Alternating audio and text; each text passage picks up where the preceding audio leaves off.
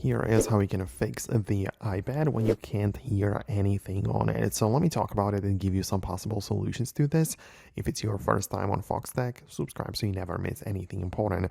So obviously the basic troubleshooting includes like going to the control center and bumping up the volume, right? And also making sure that the volume that you are changing is the proper one, because if you have two controllers, the one in the control center is for the content volume, so for the music, videos, and so on. But then you have the settings where you can go to the sounds, and there is another controller, but that is for alerts and ringtones, so for like notification sounds.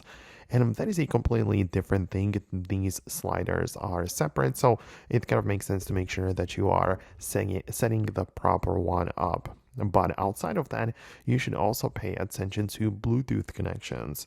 A lot of times it happens to me that I have like AirPods, even just laying on the table somewhere, or that I'm connected to my HomePod or something. And in that case, it essentially puts or connects to that device, and the sound is channeled to that device, and it doesn't use the speakers of the built-in iPad, in which case it would make sense to disconnect everything from the Bluetooth or even turn it off fully to make sure that we are actually using the built-in speakers, right? Then I would, of course, just restart the iPad to eliminate any potential glitch in the software. I would just update to the latest iPad OS, just like all the time whenever you feel like you have some kind of problems like this. So that's what I would personally do. But it still might happen that it's not going to be enough, because there could literally be fault in the hardware, in the actual speakers of this device.